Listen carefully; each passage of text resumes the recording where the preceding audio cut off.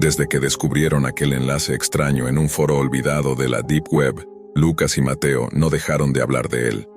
Al principio parecía un simple videochat anónimo, algo al estilo de Omegle, pero sin filtros ni moderación. La curiosidad los atrapó de inmediato. Los avisos de contenido sin censura y la interfaz minimalista que apenas mostraba un recuadro negro y un botón verde, les dio una mezcla de emoción y temor. Encendieron sus webcams, ajustaron la iluminación de la habitación y pulsaron el enlace. Al principio la pantalla se llenó de rostros borrosos y gestos extraños. Algunas personas parecían actuar como si supieran que los estaban observando. Otras simplemente permanecían en silencio, dejando que la cámara mostrara habitaciones oscuras y objetos indescifrables. Lucas bromeaba sobre lo ridículo que era, mientras Mateo sentía una tensión creciente, como si algo no estuviera bien, pero no podían dejar de mirar. De repente la interfaz cambió. La pantalla parpadeó y apareció una habitación que parecía completamente distinta a todo lo que habían visto. Paredes manchadas de sangre, cortinas desgarradas, un suelo con marcas que no querían imaginar cómo se habían hecho. La cámara se movía lentamente, enfocando cada rincón, y luego se detuvo en una silla en el centro de la habitación. Allí estaba un hombre, atado, con el rostro demacrado y los ojos abiertos, pero apagados, como si estuviera consciente de cada movimiento que captaba la cámara. El corazón de Lucas dio un salto. La cámara hizo un zoom hacia la cara del hombre, y fue entonces cuando todo se detuvo por un instante. Mateo tragó saliva y miró a Lucas, incapaz de pronunciar palabra. Y Lucas estaba helado, porque reconoció ese rostro. Era Martín, su compañero de primaria, aquel niño que había desaparecido misteriosamente hace más de 10 años. Recordó los recreos compartidos, las travesuras y la risa contagiosa de Martín. Y ahora verlo allí, atado en un cuarto desconocido, lo llenó de un terror que no podía asimilar. Ambos chicos cerraron todo de inmediato. El miedo era paralizante, y aunque querían investigar más, algo en su instinto les gritaba que no lo hicieran. Pasaron los días y trataron de ignorarlo, pero la sensación de que alguien los observaba persistía. No podían dormir sin revisar las ventanas de la habitación, sin asegurar que las puertas estuvieran cerradas, sin sentir que algo o alguien los estaba siguiendo. Semanas después, una notificación interrumpió la rutina de Lucas. Un correo electrónico nuevo. Ningún remitente, ningún asunto. Solo una palabra, escrita en mayúsculas, simple y directa. Recuerda. Al abrirlo, un escalofrío recorrió su espalda. Compartió el correo con Mateo, y ambos entendieron que no era casualidad. Esa palabra, repetida en mensajes que comenzaron a llegar uno tras otro, se convirtió en un recordatorio constante de lo que habían visto, de lo que habían dejado atrás, de lo que tal vez nunca podrían olvidar. Cada mensaje parecía más insistente, más personal. La palabra recuerda aparecía acompañada de imágenes pequeñas, casi imperceptibles, de rincones de su propia vida, de lugares que solo ellos conocían. La realidad comenzó a mezclarse con la paranoia. Cualquier sombra, cualquier ruido, cualquier notificación podía ser una señal de que alguien más estaba allí, observando, recordándoles que lo que habían presenciado en aquel videochat no había sido un accidente ni un juego. En sus intentos por encontrar la fuente de los correos, navegaron nuevamente por la Deep Web, buscando algún rastro, algún hilo que los guiara. Cada búsqueda los llevaba más profundo, a rincones que ni siquiera imaginaban, a chats donde los usuarios parecían conocerlos por su nombre, como si su presencia en la web estuviera registrada desde siempre. Nadie respondía, pero las cámaras, los mensajes y las imágenes parecían hablarles directamente, burlándose de su temor. La obsesión se volvió insoportable. Cada noche revisaban su bandeja de entrada, esperando no recibir nada, temiendo cada notificación. Las palabras "recuerda" se convirtieron en un eco constante, resonando en sus pensamientos, en sus sueños, en los espacios más íntimos donde no podían escapar de ellas. La Deep Web, que alguna vez fue solo un terreno de curiosidad, se transformó en una especie de prisión invisible, donde ellos eran los prisioneros, y Martín, tal vez alguien más, alguien que aún no podían comprender completamente. A medida que los días pasaban, Lucas y Mateo empezaron a notar detalles inquietantes que no habían visto antes. Cada vez que abrían un correo, la palabra "recuerda" aparecía con ligeras variaciones. A veces estaba escrita con una fuente diferente, otras veces con colores extraños que casi dolían a la vista, y siempre acompañada de imágenes que les helaban la sangre. Eran fragmentos de sus vidas cotidianas. La habitación donde Lucas había dejado olvidada su vieja mochila, la bicicleta oxidada de Mateo apoyada contra la pared del garaje, rincones de la escuela primaria que ya ni siquiera recordaban haber visitado en años. No sabían cómo era posible. Nadie podía estar tan dentro de sus vidas, nadie salvo alguien que los había estado observando durante mucho tiempo, quizás desde antes de que siquiera conocieran la existencia de aquel videochat. Intentaron contarle a sus familias, pero cada palabra parecía absurda y ridícula cuando trataban de explicarlo. Nadie podía comprender que la curiosidad los había llevado a la Deep Web y que, por unos segundos, habían visto algo que no debía existir. Las noches se convirtieron en un calvario. Cada sonido del apartamento, cada luz que parpadeaba los sobresaltaba. Mateo empezó a dormir con la luz encendida y Lucas con la computadora abierta, revisando cada rincón de la red en busca de un rastro que los guiara hacia respuestas. Pero la Deep Web era un laberinto que parecía cambiar constantemente. Los enlaces desaparecían, los foros cerraban sin aviso, y los mensajes continuaban llegando, siempre con la misma palabra, siempre con la misma amenaza silenciosa. Una tarde decidieron regresar al videochat. La curiosidad y el miedo se mezclaban en su interior, y aunque sabían que no deberían hacerlo, la obsesión por entender lo que habían visto los impulsó a conectarse. Esta vez, la pantalla no parpadeó. Apareció directamente la habitación manchada de sangre. Pero algo había cambiado. La cámara estaba más cerca de la silla, y sobre la pared detrás de Martín, alguien había escrito con letras irregulares un mensaje que Lucas apenas pudo leer. «Te estamos viendo». El pánico los envolvió. Cerraron todo, pero la sensación de que estaban siendo vigilados no desapareció. Comprendieron que lo que habían presenciado no era un accidente, ni un juego, ni una broma de mal gusto. Había alguien más, o algo más, dentro de la red, y sus vidas habían quedado atrapadas en ese ojo invisible. El siguiente correo llegó en la madrugada. Lucas lo abrió con manos temblorosas. Una vez más, la palabra recuerda, pero esta vez acompañada de un video. Al reproducirlo, descubrieron que mostraba su propio apartamento desde un ángulo que no reconocían, como si alguien hubiera colocado una cámara secreta. Mateo intentó apagar la computadora, pero el video continuó, mostrando sus rostros reflejados en el monitor, sus manos temblorosas, sus miradas de terror. La realidad se mezclaba con la paranoia, y la línea entre lo que estaba en la web y lo que existía en el mundo real comenzó a desdibujarse. No había escapatoria. Cada intento de desconectarse, de borrar correos o de abandonar la computadora era inútil. Los mensajes llegaban de todos modos. La Deep Web, esa vasta red oscura que alguna vez fue solo un lugar de curiosidad, se había convertido en un espejo que reflejaba sus peores miedos y los secretos más oscuros de su pasado. Y Martín, su compañero de infancia, desaparecido hacía años, seguía allí, atrapado en algún lugar que ellos no podían comprender, pero cuya mirada todavía los seguía desde cada recuadro de la pantalla. Desde que descubrieron aquel enlace extraño en un foro olvidado de la Deep Web, Lucas y Mateo no dejaron de hablar de él. Al principio, parecía un simple videochat anónimo, algo al estilo de Omegle, pero sin filtros ni moderación. La curiosidad los atrapó de inmediato. Los avisos de contenido sin censura y la interfaz minimalista que apenas mostraba un recuadro negro y un botón verde les dieron una mezcla de emoción y temor. Encendieron sus webcams, ajustaron la iluminación de la habitación y pulsaron el enlace. Al principio, la pantalla se llenó de rostros borrosos y gestos extraños. Algunas personas parecían actuar como si supieran que los estaban observando. Otras simplemente permanecían en silencio, dejando que la cámara mostrara habitaciones oscuras y objetos indescifrables. Lucas bromeaba sobre lo ridículo que era, mientras Mateo sentía una tensión creciente, como si algo no estuviera bien, pero no podían dejar de mirar. De repente, la interfaz cambió.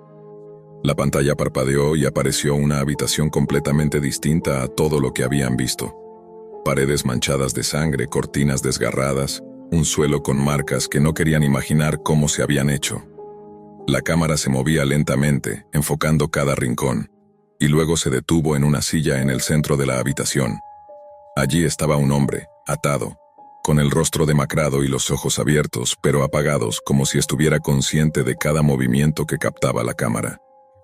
El corazón de Lucas dio un salto. La cámara hizo un zoom hacia la cara del hombre, y fue entonces cuando todo se detuvo por un instante. Mateo tragó saliva y miró a Lucas, incapaz de pronunciar palabra. ¿Y Lucas? Lucas estaba helado, porque reconoció ese rostro. Era Martín, su compañero de primaria, aquel niño que había desaparecido misteriosamente hace más de 10 años. Recordó los recreos compartidos, las travesuras y la risa contagiosa de Martín. Y ahora, verlo allí, atado en un cuarto desconocido, lo llenó de un terror que no podía asimilar. Ambos chicos cerraron todo de inmediato. El miedo era paralizante, y aunque querían investigar más, algo en su instinto les gritaba que no lo hicieran. Pasaron los días y trataron de ignorarlo, pero la sensación de que alguien los observaba persistía. No podían dormir sin revisar las ventanas de la habitación, sin asegurar que las puertas estuvieran cerradas, sin sentir que algo o alguien los estaba siguiendo. Semanas después, una notificación interrumpió la rutina de Lucas. Un correo electrónico nuevo. Ningún remitente, ningún asunto. Solo una palabra, escrita en mayúsculas, simple y directa. Recuerda. Al abrirlo, un escalofrío recorrió su espalda. Compartió el correo con Mateo, y ambos entendieron que no era casualidad. Esa palabra, repetida en mensajes que comenzaron a llegar uno tras otro, se convirtió en un recordatorio constante de lo que habían visto, de lo que habían dejado atrás, de lo que tal vez nunca podrían olvidar. Cada mensaje parecía más insistente, más personal. La palabra «recuerda» aparecía acompañada de imágenes pequeñas, casi imperceptibles, de rincones de su propia vida, de lugares que solo ellos conocían. La realidad comenzó a mezclarse con la paranoia. Cualquier sombra, cualquier ruido, cualquier notificación podía ser una señal de que alguien más estaba allí, observando, recordándoles que lo que habían presenciado en aquel videochat no había sido un accidente ni un juego. Una tarde, decidieron regresar al videochat. La curiosidad y el miedo se mezclaban en su interior, y aunque sabían que no deberían hacerlo, la obsesión por entender lo que habían visto los impulsó a conectarse. Esta vez, la pantalla no parpadeó. Apareció directamente la habitación manchada de sangre. Pero algo había cambiado. La cámara estaba más cerca de la silla, y sobre la pared detrás de Martín, alguien había escrito con letras irregulares un mensaje que Lucas apenas pudo leer. «Te estamos viendo». El pánico los envolvió. Cerraron todo, pero la sensación de que estaban siendo vigilados no desapareció. Comprendieron que lo que habían presenciado no era un accidente, ni un juego, ni una broma de mal gusto. Había alguien más, o algo más, dentro de la red, y sus vidas habían quedado atrapadas en ese ojo invisible. Los siguientes días fueron un descenso hacia la obsesión. Cada correo, cada mensaje, cada sombra los mantenía en alerta. Lucas y Mateo comenzaron a notar que sus aparatos electrónicos parecían comportarse de manera extraña. Pantallas que se encendían solas, sonidos de notificaciones inexistentes, y a veces imágenes fugaces de Martín apareciendo por unos segundos en la pantalla de inicio de sus computadoras. La Deep Web ya no era solo un lugar de curiosidad. Se había transformado en una prisión intangible que los mantenía vigilados y asustados. Una noche, mientras revisaban correos nuevamente, el más reciente contenía un archivo adjunto que no podían abrir con software convencional. Con un programa de descifrado improvisado lograron reproducirlo. El video mostraba su propia casa desde un ángulo que no reconocían, y allí, en la penumbra del cuarto, estaban ellos mismos. Pero algo en sus reflejos era distinto. Los ojos de Lucas y Mateo parpadeaban de manera errática, y la sombra de Martín aparecía detrás de ellos, sonriendo de forma inquietante. Fue entonces cuando comprendieron la verdad. No solo habían sido observadores en aquel videochat, sino que habían sido elegidos. La Deep Web no era un lugar pasivo. Era un organismo que absorbía y manipulaba, un espacio donde lo real y lo virtual se entrelazaban, y ahora ellos formaban parte de él. Los mensajes, los videos y las imágenes no eran simples recordatorios. Eran advertencias, instrucciones silenciosas para mantenerlos atrapados, para asegurarse de que jamás olvidaran lo que habían visto. Los días se convirtieron en semanas, las semanas en meses. Cada notificación se sentía como un latido, una respiración ajena que llenaba la habitación de Lucas y Mateo. La palabra recuerda se convirtió en un mantra que les susurraba en la mente, incluso cuando no había señales visibles. Y en cada reflejo, en cada sombra, en cada parpadeo de las luces de sus computadoras, Martín estaba allí, un testigo inmóvil de un secreto que ellos jamás podrían desentrañar por completo. La Deep Web los había marcado y no había manera de escapar. Su curiosidad los había llevado al límite, y ahora cada pensamiento, cada movimiento, cada parpadeo, estaba siendo vigilado. Lucas y Mateo entendieron, demasiado tarde, que algunas puertas en la red no deben abrirse, y que lo que parece un simple juego puede convertirse en un laberinto sin salida, donde la palabra recuerda es la única verdad que queda. Un eco perpetuo de lo que la curiosidad humana nunca debería haber tocado. Nunca pensé que un simple clic pudiera cambiarlo todo. Todo comenzó como una búsqueda inocente. Quería ropa, algo que me hiciera parecer más interesante para él, el chico que me hacía cosquillas en el estómago cada vez que lo veía en los pasillos del instituto. La idea de conseguir ropa barata y exclusiva me llevó a lugares donde la mayoría de la gente ni siquiera sabe que existen. La Deep Web no era un simple rumor, era un océano de posibilidades ocultas, y yo me sentía curiosa, poderosa, invisible detrás de la pantalla. Al principio todo parecía un juego. Encontré un sitio que prometía gangas imposibles, descuentos que hacían que cualquier tarjeta de crédito común pareciera inútil ante mis ojos. Fue ahí donde apareció ella. Una tarjeta, datos que no pertenecían a nadie que yo conociera, pero que estaban ahí, expuestos como si fueran un regalo. La moral me susurró advertencias, pero la emoción ahogó la prudencia. Escribí los números, el nombre, la dirección que parecía abandonada, un edificio viejo y vacío que nadie reclamaba. Pulsé comprar y me sentí triunfante. Día tras día la rutina se convirtió en un ciclo vertiginoso. Paquetes llegaban a esa dirección fantasma, cada uno con etiquetas de marcas que parecían imposibles de conseguir en el mundo normal. La sensación de tener todo lo que quería, de ser alguien que podía jugar con las reglas sin ser atrapada, era intoxicante. Nadie sabía nada, nadie podía tocarme. La Deep Web me daba esa ilusión de control absoluto, de invisibilidad total. Pero las sombras siempre acechan donde menos lo esperas. Aquella tarde, mientras abría un paquete con unas zapatillas que había soñado tener, escuché gritos. No eran normales, no era un juego más de la ciudad. Eran voces violentas, cercanas, irrumpiendo en el silencio de mi escondite. Golpes en la puerta, gritos que decían un nombre que no conocía. Y luego comprendí que ese nombre era el de alguien real, alguien cuyo dinero yo había usado para comprar mi pequeño mundo de lujo. El pánico me congeló. La realidad se filtró entre las rendijas de mi burbuja digital. La adrenalina se mezclaba con el miedo mientras escuchaba pasos, órdenes y finalmente el silencio que siguió. Días después, las noticias golpearon mi mente como un mazo. El hombre cuyo dinero había tomado había aparecido muerto. La mafia no perdona, decían los reporteros. Yo había creído que la Deep Web era solo un espacio virtual, un lugar donde mis acciones no tenían consecuencias, pero estaba equivocada. Sentada frente a la pantalla, la misma que me había dado poder, entendí la magnitud de mi error.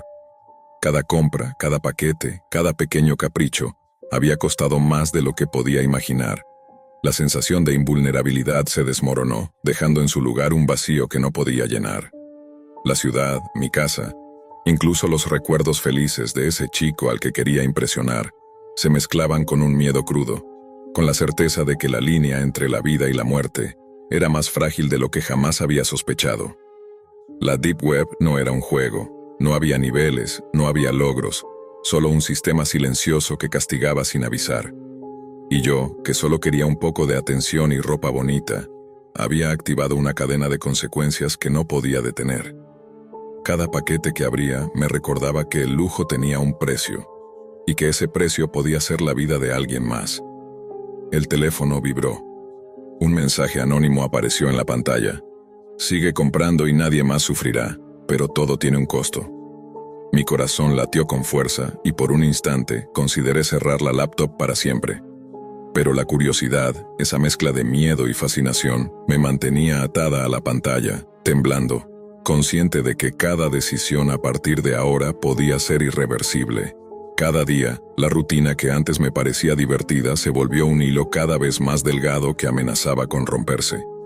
La Deep Web, con su apariencia de laberinto controlado, comenzó a mostrar sus grietas. Antes era emoción y adrenalina. Ahora había una sensación constante de ser observada. Sentía que cada clic, cada paquete, cada nombre escrito en un formulario podría ser registrado, seguido, rastreado.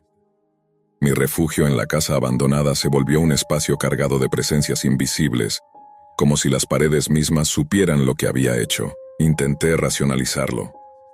Solo son números, solo compras, nadie resultará herido, me decía mientras abría otro paquete lleno de ropa y accesorios que jamás habría podido conseguir de otra manera. Cada prenda era un recordatorio tangible de un poder que no me pertenecía realmente. Pero el miedo se filtraba entre los pliegues de mis pensamientos. Cada sonido fuera de la casa parecía un aviso. Cada sombra en el pasillo me hacía pensar en ellos. Los hombres armados, los portadores de justicia violenta que habían cobrado la vida de aquel hombre inocente, convertido en víctima de mi capricho. Las noches eran las peores. La oscuridad me envolvía y el silencio era roto solo por el sonido de mis propios pasos y el zumbido constante del ventilador. Me costaba dormir, me costaba pensar. La sensación de impunidad que había sentido desapareció, reemplazada por una paranoia intensa. Me preguntaba si alguien me estaba siguiendo, si cada mensaje que llegaba a mi correo o cada notificación era una advertencia codificada, una pista de que el mundo virtual y el real no estaban separados como había creído. Comencé a notar detalles extraños, paquetes con marcas de manipulación, direcciones ligeramente cambiadas, etiquetas con nombres que no correspondían. La sensación de seguridad se desmoronaba, y la casa abandonada, que había sido un santuario, se transformaba en una trampa silenciosa.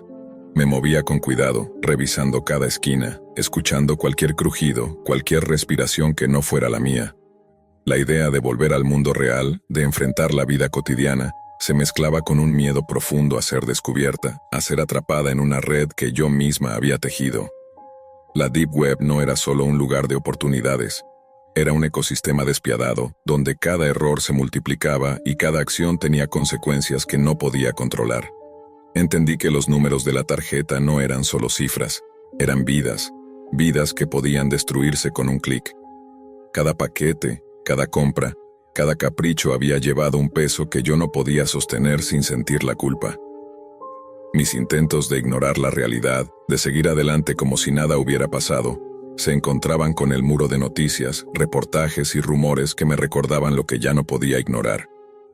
A veces, la tentación volvía con fuerza. El brillo de lo imposible, la emoción de lo prohibido.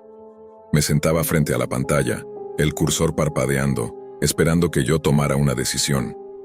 Pero cada vez que pensaba en aquel hombre, en la violencia que había recaído sobre él, en la cadena de eventos que había activado, el deseo se mezclaba con un terror que me dejaba inmóvil.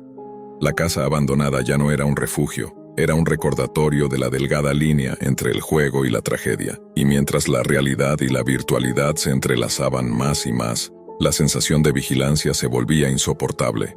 Todo lo que había construido sobre el anonimato y la invisibilidad comenzaba a desmoronarse, y yo me daba cuenta de que no había vuelta atrás. Cada elección que había hecho en la Deep Web me había llevado a un punto donde el lujo y la emoción no valían nada frente al precio que otros habían pagado por mi inconsciencia. La sensación de peligro se volvió tangible cuando, un día, mientras revisaba los paquetes apilados en la casa abandonada, escuché pasos que no pertenecían a mí. La puerta se abrió de golpe y hombres vestidos de negro irrumpieron, gritando el nombre del dueño de la tarjeta que había usado. No había manera de escapar. El miedo me paralizó mientras sus voces resonaban por las paredes vacías, cada palabra un recordatorio de que la Deep Web no era solo un espacio virtual sin consecuencias. Cada acción, cada clic, podía tener un impacto real y devastador. Después de aquella visita, la policía encontró evidencia en la casa abandonada, y los noticieros comenzaron a difundir la historia del hombre cuya vida había sido arrebatada por la mafia. El reportaje mostraba imágenes borrosas de la casa, el nombre del fallecido y la conexión con transacciones extrañas que nadie había comprendido del todo. Yo veía la televisión con el corazón en la garganta, comprendiendo por primera vez que mi lujo, mis paquetes, mi ropa, mi sensación de poder, había tenido un precio real, un precio pagado con sangre y miedo. La culpa me consumía.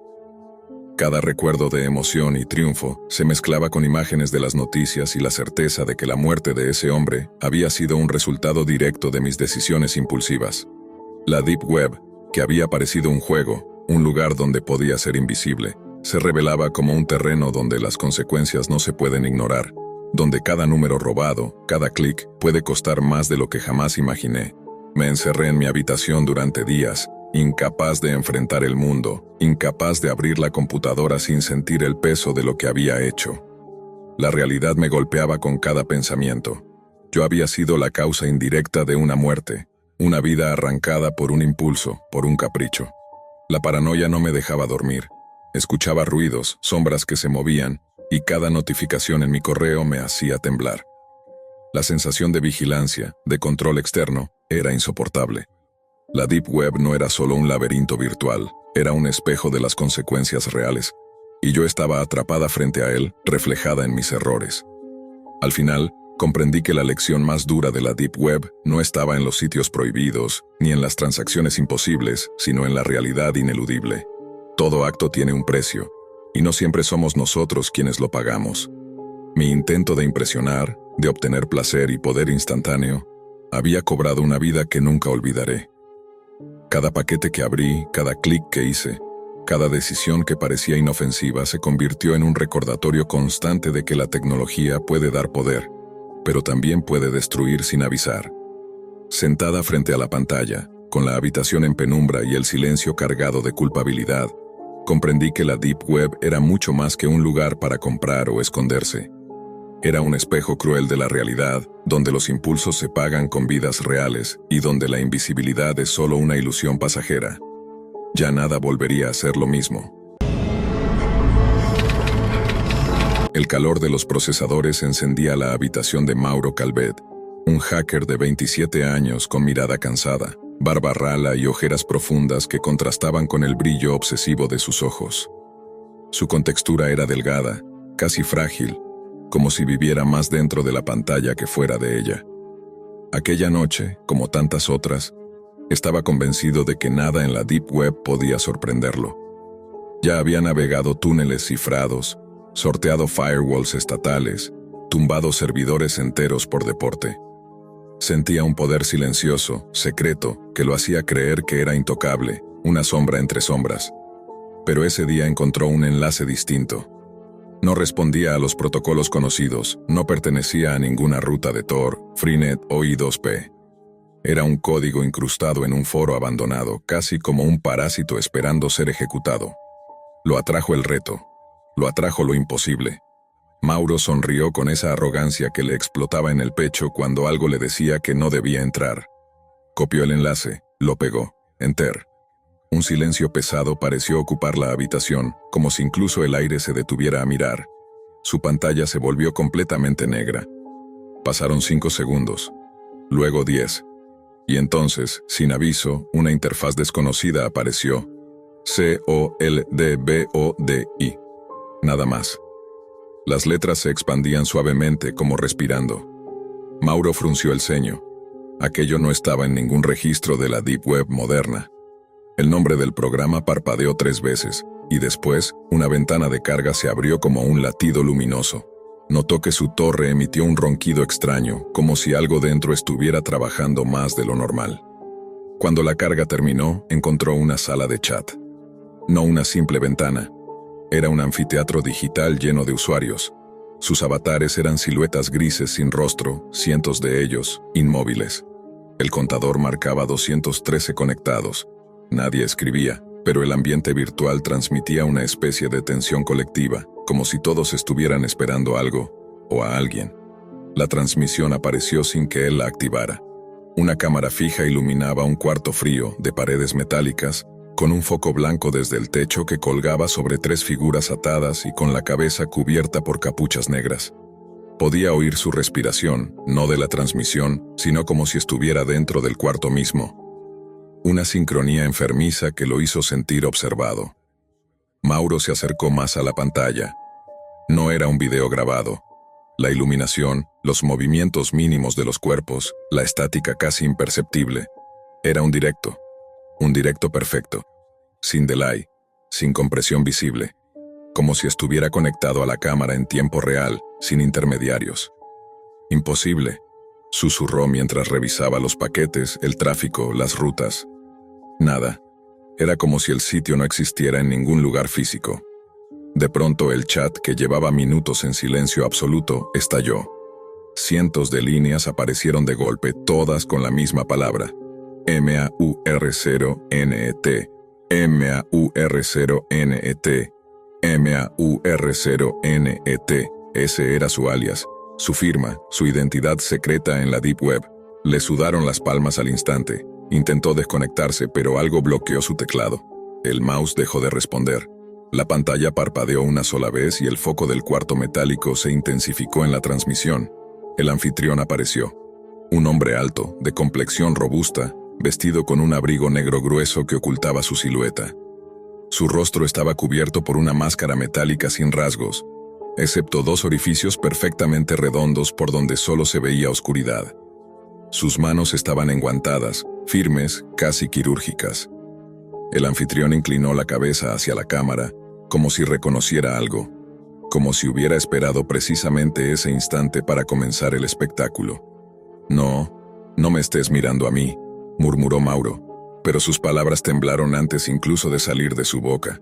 El anfitrión levantó la mano lentamente, señaló directamente a la pantalla, no a la audiencia, no a los cientos de usuarios presentes, a él. Y cuando lo hizo, el chat se detuvo de golpe.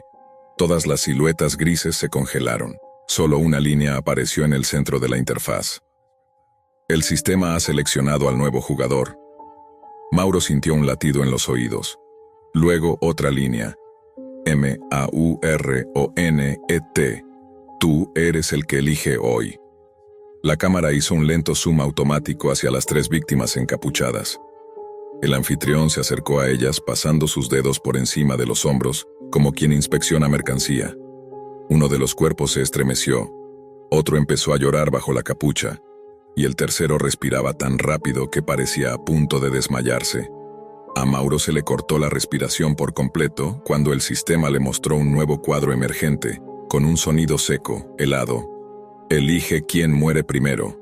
Debajo, 3 botones sin nombre, solo números. 1, 2, 3.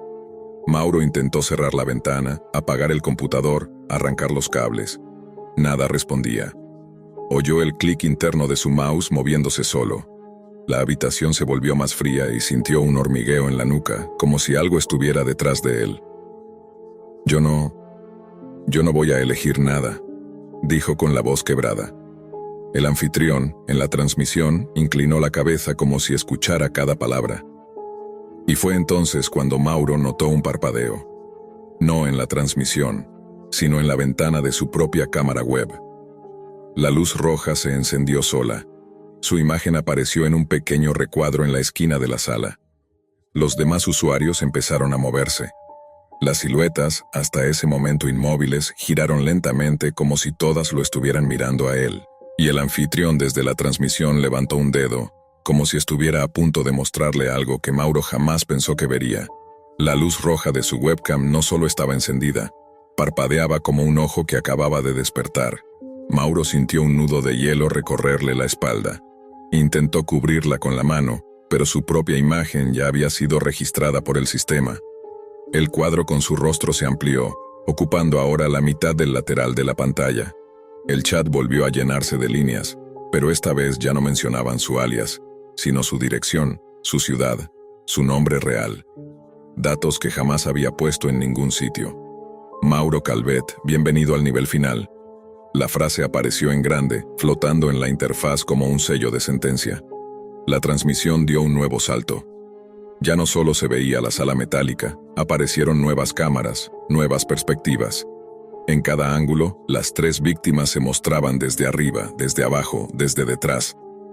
La respiración del tercero, el que estaba más desesperado, sonaba húmeda, rota.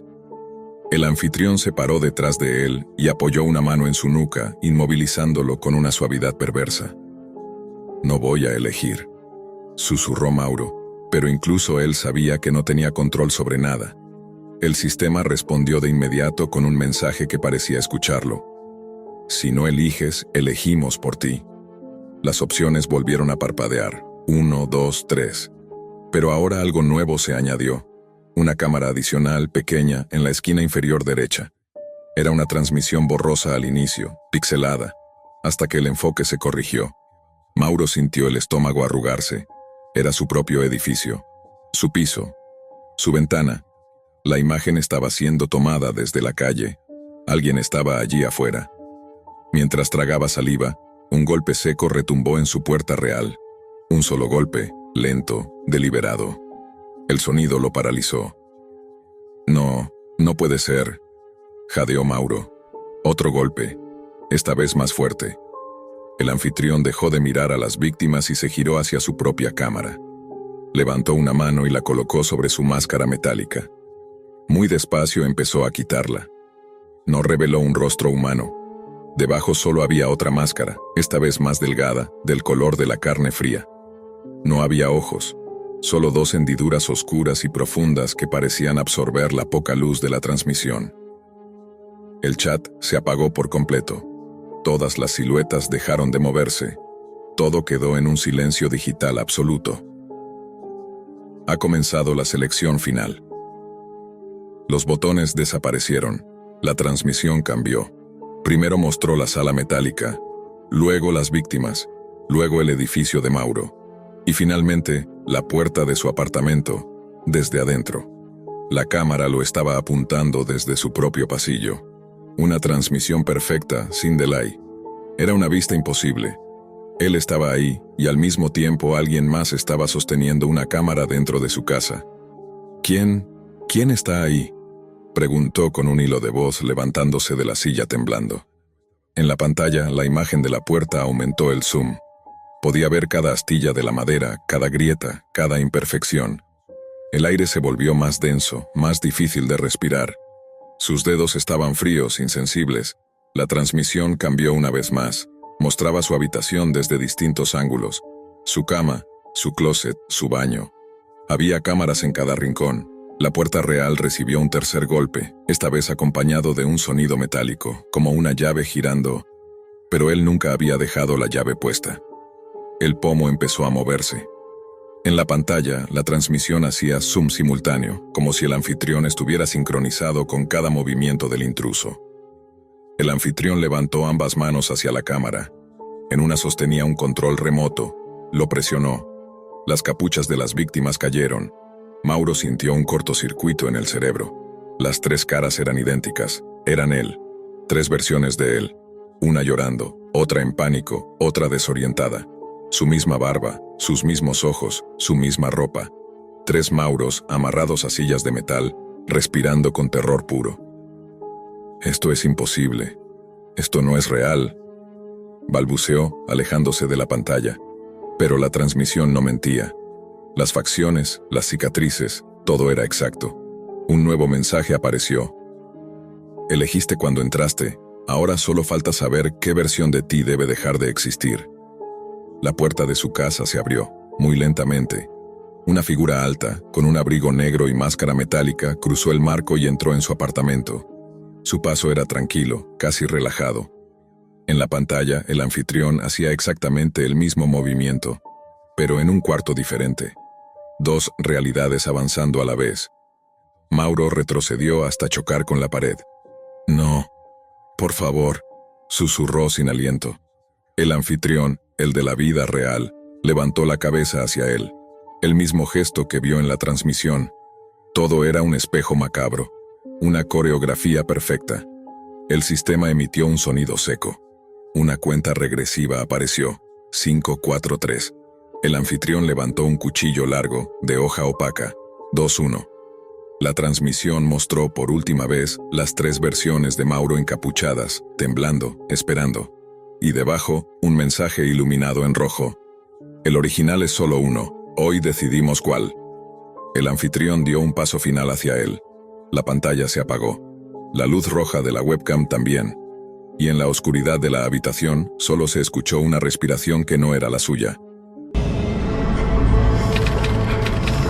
Nunca pensé que la soledad pudiera tener un sonido tan denso. En esta celda mínima, donde la luz entra como si pidiera permiso, el silencio se convirtió en mi único compañero.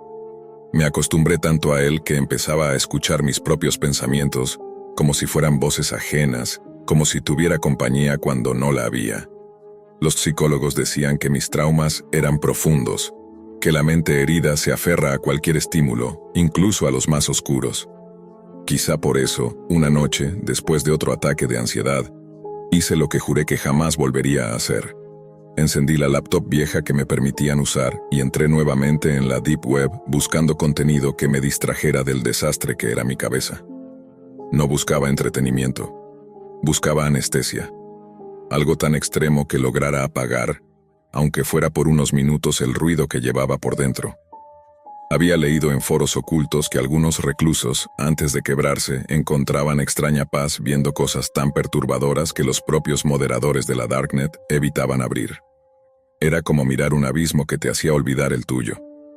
Me moví entre directorios que parecían escritos por alguien sin alma, listas interminables de nombres, archivos etiquetados con fechas, carpetas que tenían nombres irónicos como terapia nocturna, familias felices o registros útiles. Sabía que todo allí era ilegal, infectado y posiblemente falso, pero ya había dejado hace tiempo de distinguir entre lo que era sano y lo que no. Cada clic era como apretar una herida. Después de casi una hora navegando sin rumbo, llegué a un sitio cuyo diseño era tan simple que parecía hecho por un niño. Solo había un fondo oscuro, un título que decía «Relatos en video» y una lista de clips sin miniatura. La mayoría tenían nombres que parecían bromas: cena accidentada, juego equivocado, sorpresa de madrugada.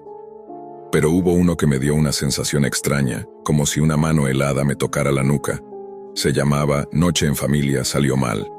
No sé por qué, pero lo abrí sin pensarlo. El video comenzó en negro, acompañado de un audio saturado. Pensé que era otro de esos clips falsos que circulan para asustar a novatos, con gritos pregrabados y actores mal pagados. Pero entonces la cámara se estabilizó, y vi una sala iluminada por una lámpara tenue. Mi corazón se detuvo. Conocía esa lámpara. Conocía ese mueble. Conocía incluso el desgaste del marco de la puerta. Era la sala de mi casa. Mi casa real. La que no había visto desde hacía años. La que había dejado atrás la noche en que todo cambió. Respiré hondo tratando de convencerme de que era una coincidencia. Un escenario parecido, una réplica. Pero no. Cada detalle era exacto. Incluso la pequeña grieta en el piso, esa que había aparecido después de que mi hermano menor dejó caer un jarrón jugando. La cámara se movió un poco hacia la derecha, y ahí los vi. Dos figuras amarradas a las sillas, con cinta en la boca y la cabeza inclinada hacia adelante. Reconocí sus cuerpos antes que sus rostros. Mis padres. Sentí como algo dentro de mí se quebraba. Había pasado años tratando de olvidar esa imagen, y la Deep Web me la devolvía como si fuera un recuerdo pendiente, una deuda que aún no había pagado. El audio del video empezó a captar sollozos. Al principio creí que provenían de los mismos cautivos, hasta que una voz temblorosa surgió desde fuera del encuadre. Era un llanto entrecortado, el sonido que hace alguien que intenta hablar mientras el miedo le aplasta el pecho. Esa voz la conocía demasiado bien. Había crecido escuchándola detrás de la puerta de la habitación contigua, cuando mi hermano tenía pesadillas y corría a esconderse conmigo. No quería aceptarlo, pero era imposible ignorarlo. El chico llorando fuera de cámara era mi hermano. Mis manos temblaban tanto que casi cerré la laptop, pero algo me detuvo. El video seguía avanzando, la cámara parecía querer mostrar algo más, como si el operador supiera que yo estaba allí mirándolo, reconociéndolo todo. Era como si este video no existiera para cualquiera, existía para mí. Y en ese instante entendí algo que heló mi sangre. Si este archivo estaba circulando en la Deep Web, alguien más había estado en mi casa. Alguien que había grabado todo. Alguien que sabía lo que ocurrió aquella noche en la que se fracturó mi vida. Y ese alguien quería que yo lo viera. La imagen tembló por un segundo, como si el dispositivo que grababa hubiera sido sostenido por alguien nervioso o demasiado emocionado. El rostro de mis padres apareció más claro cuando la cámara hizo un leve zoom. Estaban vivos, atados pero vivos. Mi mente trataba de recordar algo, cualquier cosa, pero solo tenía el recuerdo difuso de aquella noche en la que todo se volvió humo. Yo había despertado en el hospital con un policía diciendo que lo que había pasado no debía atormentarme más. Nunca me dieron detalles. Dijeron que habían sido ladrones, que las autoridades estaban investigando, que sobreviví por suerte, y que mi hermano había desaparecido. Pero ese llanto fuera de cámara no pertenecía a ningún desconocido. Era él, la misma voz que usaba para llamarme cuando tenía miedo a la oscuridad, la misma que escuché por última vez antes de que todo se volviera blanco. La cámara se movió hacia un pasillo oscuro, como invitándome a mirar más. La transición fue tan lenta que me sentí tragado por la pantalla. Allí, en ese pasillo, había una sombra, una figura inmóvil, demasiado alta para ser mi hermano y demasiado delgada para ser un adulto saludable. Permanecía en silencio, como si supiera que yo estaba analizando cada milímetro. La figura avanzó un paso y la grabación se detuvo un instante, congelando su silueta deformada. Luego el video reanudó y se volvió al plano principal.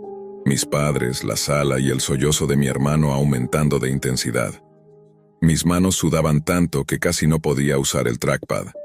Intenté cerrar la página, pero la ventana se negó a desaparecer. Un mensaje en texto blanco apareció en la parte inferior del video, casi como un subtítulo improvisado. ¿Quieres saber la verdad? Sigue mirando. No había nadie más en mi celda, pero sentí claramente la presencia de alguien respirando detrás de mí. Me giré, pero solo estaba la sombra de las rejas proyectada en la pared. Apreté los dientes y volví a la pantalla. Si esto era una trampa mental, quería llegar hasta el fondo. El video continuó con un corte brusco. Ahora mostraba mi habitación de la infancia. Las paredes seguían decoradas con los dibujos que hice cuando tenía 6 años, las figuras de colores torcidos y monstruos inventados para entretener a mi hermano.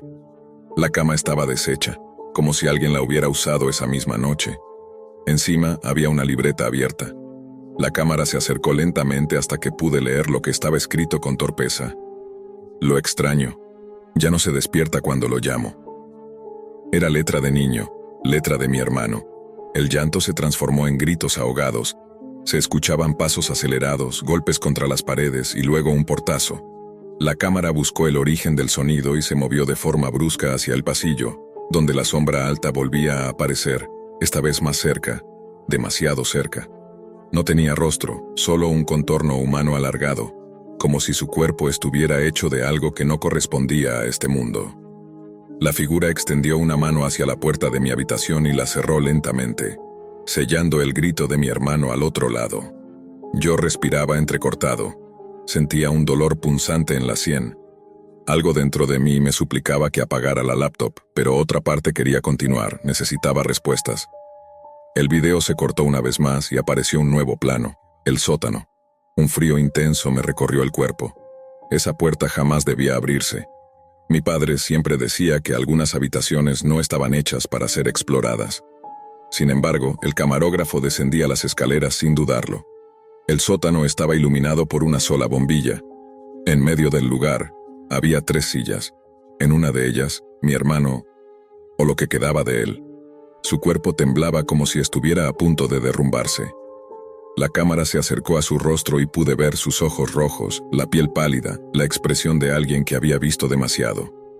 Tragó saliva, levantó la mirada y dijo algo que me congeló por completo. Hermano, si estás mirando esto, ellos nunca fueron ladrones. La pantalla comenzó a distorsionarse, como si la señal se debilitara. Pero la voz de mi hermano siguió clara, más firme que antes. Nos estaban buscando, dijo. Y encontraron a mamá y papá primero.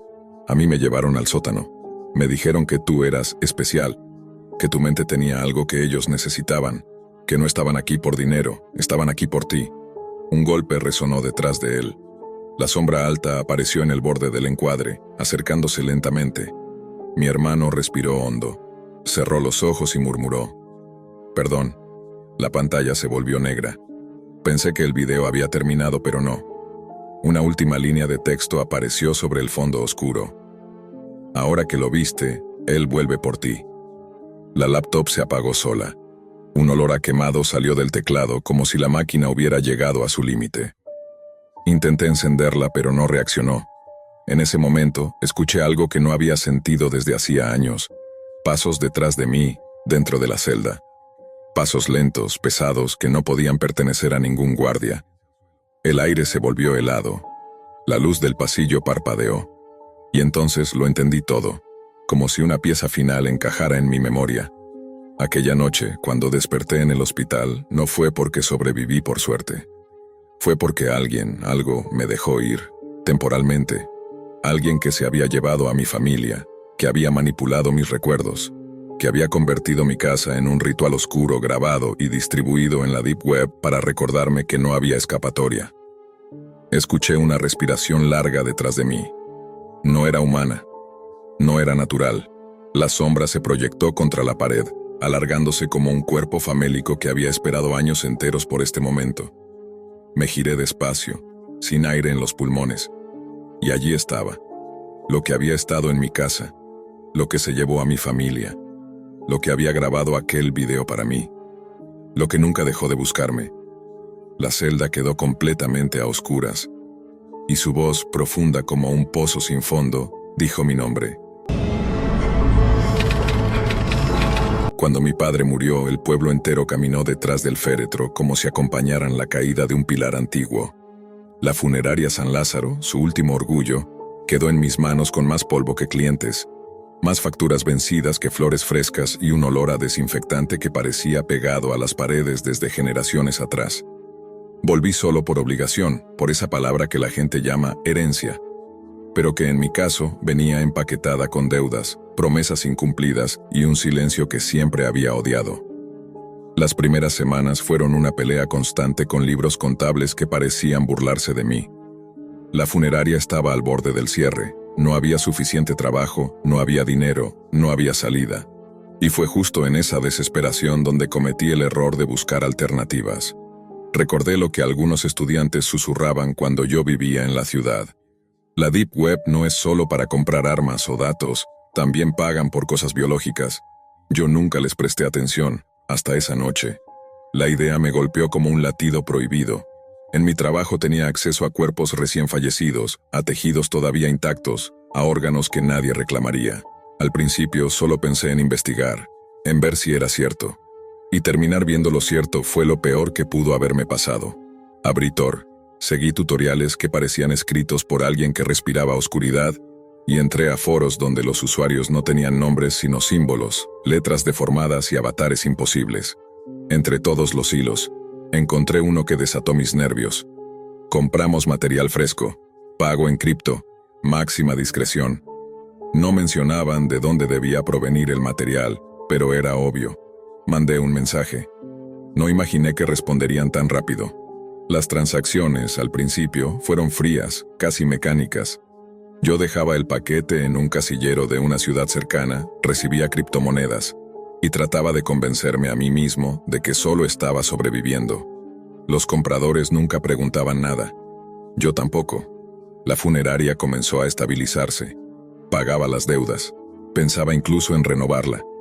Y cuando empezaba a sentir que quizá todo era menos oscuro de lo que aparentaba, recibí un mensaje que no se parecía a los demás. Quiero conocerte, negocio especial, no me dejes en visto. El usuario tenía un icono extraño, un ojo abierto dentro de una boca. No respondí. Al día siguiente, cuando salí de la funeraria, encontré una nota doblada debajo de la puerta, escrita a mano. No ignores mis mensajes. Sentí un escalofrío recorrerme la espalda. Nadie sabía lo que yo hacía. Nadie debería. Pero ese alguien no solo lo sabía, también estaba aquí. El mensaje siguiente apareció en mi pantalla a medianoche. Tranquilo, no quiero exponerte. Solo necesito piezas que no estén frías. Piezas que aún tengan vida reciente. Yo las preparo de un modo especial. Esas palabras me dejaron la garganta seca. Pensé en dejar todo, borrar mi rastro, tirar la computadora. Pero la curiosidad, el miedo y la necesidad se mezclaron hasta paralizarme. Acepté una reunión. No sé si por estupidez, por desesperación o por ese sentido de inevitabilidad que tienen las malas decisiones cuando ya estás hundido. Nos vimos en un estacionamiento vacío. Un hombre bajó del auto con un porte elegante, casi refinado. Traje oscuro, guantes, un sombrero que le ocultaba la mitad del rostro. Cuando habló, su voz era suave, calmada, demasiado controlada. Tú has hecho un buen trabajo, dijo, pero lo que yo busco es algo distinto, algo que sepa a vida, algo que no esté muerto por dentro. Tuve que tragar saliva. ¿Para qué lo quiere?, pregunté sin saber si realmente quería escuchar la respuesta. El hombre sonrió, una sonrisa pequeña, pero que no tenía nada de humana. Para comerlo, susurró, fresco, antes de que la esencia desaparezca. Sentí que las piernas me fallaban. Él dio un paso más cerca, como si esperara ver terror en mis ojos. No te espantes, añadió. Tú y yo ya trabajamos juntos, solo que aún no entendías tu papel. No vendes piezas, me alimentas. Alimentas a los que somos como yo. A partir de ese día entendí que la Deep Web no era un mercado, era un ecosistema, y yo estaba dentro de la cadena alimenticia. Desde aquel encuentro, mi rutina cambió sin que yo pudiera evitarlo. Ya no vivía pendiente de las deudas ni de las cuentas por pagar. Vivía atento a los pasos detrás de mí, a los autos que parecían seguirme más de la cuenta, a los ruidos que antes hubiera ignorado. El hombre del sombrero, a quien decidí llamar mentalmente el cliente, no volvió a escribirme por unos días, pero su silencio era peor que cualquier mensaje. Era un recordatorio de que él sabía dónde encontrarme, cuándo aparecer y qué exigir. Yo traté de vivir como si nada hubiera pasado, pero la funeraria era un espacio que ya no me pertenecía. Cada cuerpo que llegaba parecía observarme con ojos cerrados, como esperando que yo decidiera su destino. Me preguntaba cuántos de ellos se convertirían en comida. Y más aún, me preguntaba cuántos compradores como él existían en la Deep Web, escondidos bajo nombres cifrados, pagando lo que fuera por algo que jamás debía tener un precio. Una noche, mientras revisaba los registros de defunciones, escuché un golpe en la puerta principal. No era un golpe fuerte, sino un toque seco, matemático, como si alguien estuviera marcando un ritmo. Me levanté con un escalofrío recorriéndome la espalda. Cuando abrí, no había nadie. Solo un paquete pequeño envuelto en papel negro. Lo traje adentro con manos temblorosas. Era un celular viejo, sin logos, sin marcas. Al encenderlo, apareció un solo mensaje en la pantalla. De ahora en adelante, usa este dispositivo, no el tuyo. El cliente no necesitaba presentarse. Su presencia estaba en cada letra. A partir de entonces, las instrucciones llegaban a través de ese aparato. Mensajes breves, directos, como órdenes más que solicitudes. Prepárate, necesitaré algo pronto. Mantén tu agenda libre después de medianoche. No hagas preguntas innecesarias. Yo quería detenerme, cortar todo, desaparecer. Pero era como si ya no pudiera salir. No sabía si él me vigilaba realmente o si era mi mente la que me tenía encadenado, pero la idea de ignorarlo se sentía más peligrosa que obedecer. Las cosas se complicaron cuando un nuevo fallecido llegó a la funeraria, un hombre joven, con muerte reciente y sin familiares conocidos. Mientras realizaba los procedimientos, el celular negro vibró con un mensaje. No lo toques aún. Estoy cerca. Mi corazón comenzó a latir tan fuerte que tuve que apoyarme en la mesa metálica. Miré alrededor, como esperando verlo entrar de un momento a otro. El silencio de la funeraria se volvió un peso insoportable. No quise preguntarle cómo sabía quién había llegado. No quise saberlo. Pasaron unos minutos, o tal vez una hora. El tiempo en ese lugar nunca se comportaba de forma normal. Y escuché el sonido de la puerta trasera abriéndose. El cliente apareció en la penumbra, esta vez sin sombrero, con el rostro parcialmente visible. Tenía una piel extrañamente pálida y unos ojos profundamente oscuros, como si no reflejaran la luz. «Este servirá», dijo mirando el cuerpo. «Tiene la energía adecuada». Esa palabra me erizó la piel. «¿Qué significa eso?», pregunté casi sin aire. Él sonrió. «No todo alimento es igual. Los que mueren con miedo saben diferente». Sentí que mis manos se helaban. No estaba seguro de si seguía siendo humano aquel hombre. Había algo en su voz, en su forma de observarlo todo, que escapaba a lo normal. Se acercó al cuerpo y pasó una mano por encima sin tocarlo. Respiró hondo, como quien huele un guiso caliente. «Está fresco», susurró. «Necesito que prepares una entrega especial mañana al amanecer. Te enviaré la ubicación exacta». Quise decir que no. Quise gritar que ya no quería seguir.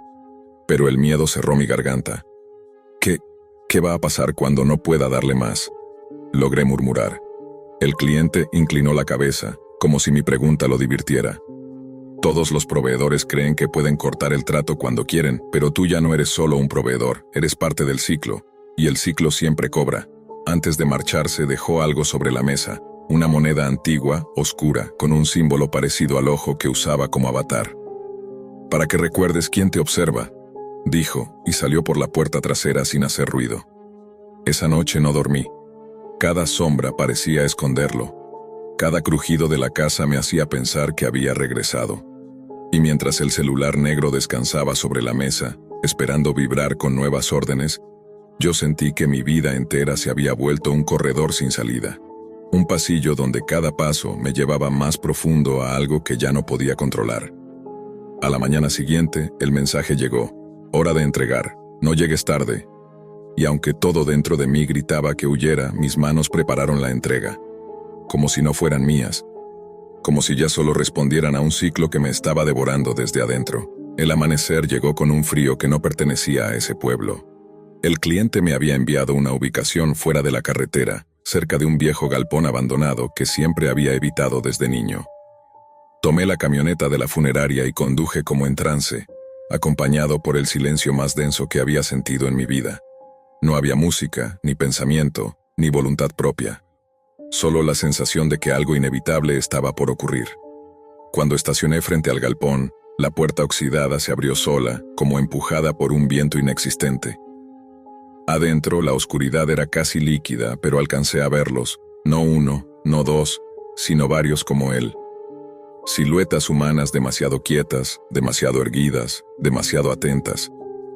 Todos con la misma palidez enferma, los mismos ojos profundos que no reflejaban nada. Una familia, una congregación, un grupo hambriento que había vivido durante años detrás de pantallas anónimas, escondidos en la Deep Web, comprando lo que no podían obtener por sí mismos. El cliente apareció en el centro, elegante como siempre, con esa sonrisa educada que parecía pegada a su rostro. «Llegaste justo a tiempo», dijo. «Te estábamos esperando». Depositó una mano sobre mi hombro, ligera pero firme. «Has sido un proveedor excelente, pero el ciclo, como te dije, debe cerrarse». Sentí un escalofrío subirme por la nuca. ¿Qué significa eso?», pregunté retrocediendo un paso. Las sombras a su alrededor se movieron, acercándose como animales curiosos. «Significa», susurró él, «que un proveedor que conoce demasiado deja de ser proveedor y se convierte en lo que sigue en la cadena». Mi respiración se rompió. Quise correr, pero el galpón ya no tenía salida. Las puertas estaban cerradas desde fuera. Las figuras me rodearon sin tocarme, formando un círculo perfecto. El cliente se acercó más hasta quedar frente a mí. «No te preocupes», dijo. «Todos hemos sido como tú alguna vez. Todos creímos que solo vendíamos piezas. Nadie entiende al principio que alimentar implica ser alimentado después». Todo comenzó a girar. Mi visión temblaba. El aire se volvió espeso. No sabía si era miedo, si era la presencia de ellos, o si algo había venido en el mensaje de la madrugada, una especie de invitación que no podía rechazar. «Relájate», murmuró el cliente, casi paternal. «En la Deep Web nada se pierde. Todo se transforma. Incluso tú». Y entonces lo entendí. Mi padre, la funeraria, las deudas, las coincidencias, todo había sido una trampa, un legado maldito que ahora comprendía demasiado tarde. Él también había sido parte del ciclo. Él también había alimentado a estos seres hasta que llegó su turno. El cliente alzó la moneda que me había regalado días atrás, la hizo girar entre sus dedos y la colocó sobre mi pecho. «Bienvenido», susurró. «Ahora formas parte de nuestra reserva». La oscuridad se cerró alrededor de mí. No hubo dolor, no hubo gritos. Solo una sensación final de entrega, como caer suavemente en un abismo sin fondo. Dicen que la Deep Web es un mercado. Pero no, la Deep Web es un hábitat, un ecosistema. Y yo, como tantos otros antes, era solamente el siguiente ingrediente. Desde ese día, la funeraria siguió abierta, atendida por alguien más. Alguien joven, heredero de otra historia. Y aunque no lo sabe, la cadena ya lo espera. Porque el ciclo no termina, solo cambia de nombre.